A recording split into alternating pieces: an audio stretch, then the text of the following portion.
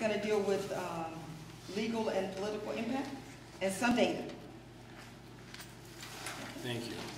Did everybody pick up a copy of the handout on the table? I think initially we need to establish a couple of facts, some parameters. That first of all, this discussion we will not be able to cover every aspect that we need to cover of this discussion in this hour. This is an ongoing discussion. And I think, speaking from a legal standpoint, we have to consider the discussion in the legal terminology of the totality of the circumstances.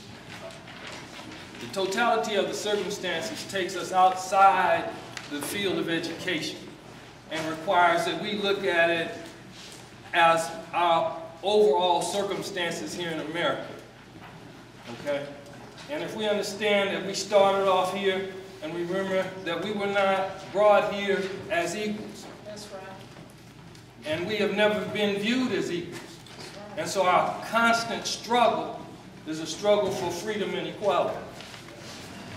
So with that in mind, if we understand that the educational system is just a microcosm of our overall life circumstances, then that'll help us be able to correctly analyze this thing under the totality of the circumstances.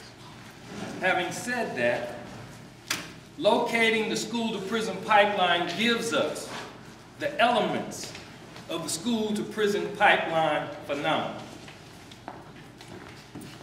If you look, it says we have 1, 2, 3, 4, 5 elements that make up this school-to-prison pipeline.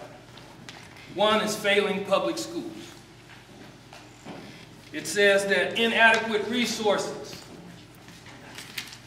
have led to overcrowded classrooms, lack of qualified teachers, insufficient funding for extras such as counselors, special education services, and even textbooks.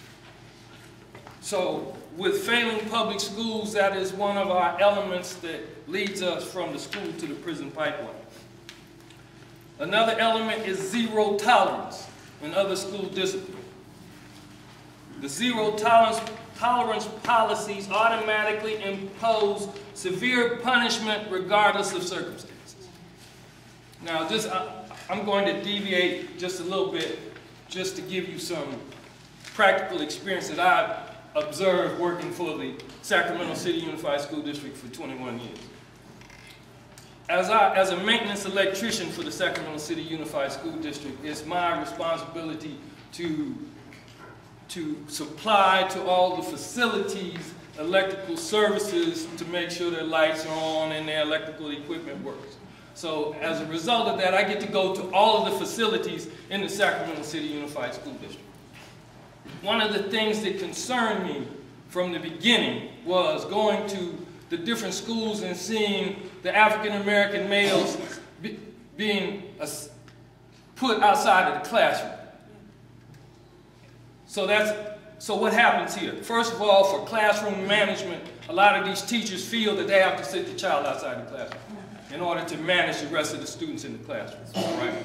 Now, this causes two problems for our African-American males. One is, obviously the child is having some socialization problems because he will not function within the classroom environment in the teacher's opinion. The second problem that we have is, along with the socialization issue, now we have an educational problem because the child is sitting outside of the classroom, which means the child is missing valuable classroom instruction. So along with the socialization deficiency, we also have an educational deficiency, which exacerbates the problem with our African-American child. This is an ongoing, I've seen this for the last 21 years.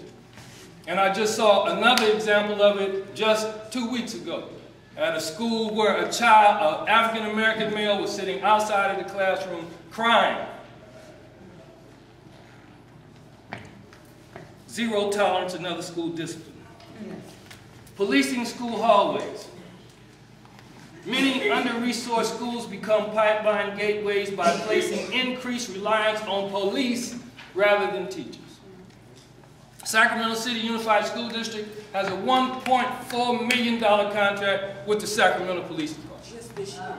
Just this year, an extension. It's a 3-year contract with 2% pay raises automatically written into the contract every year.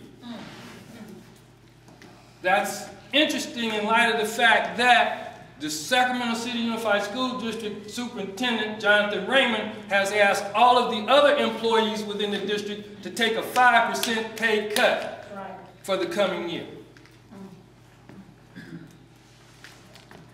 Disciplinary alternative schools.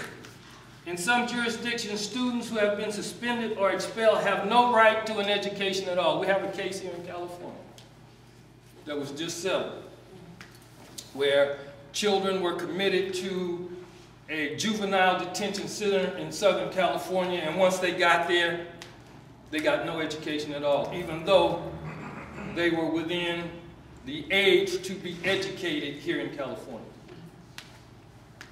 And finally, court involvement in the juvenile detention.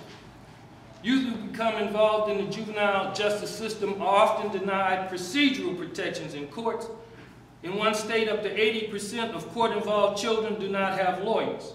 Students who commit minor offenses may end up in secure detention if they violate boilerplate probation conditions prohibiting them from activities like missing school or disobeying teachers.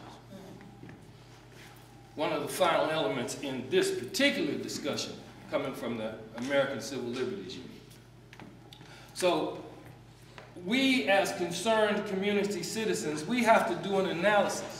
We have to do our research, and we have to do an analysis of the circumstances that have created this condition called the school-to-prison pipeline.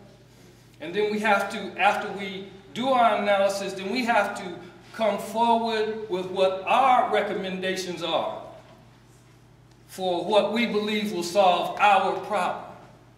Because that's the only way it's going to work. We have to do the work, we have to propose the solutions, and then we have to be prepared to carry them out on a foot soldier, hit the ground, running basis. Thank you.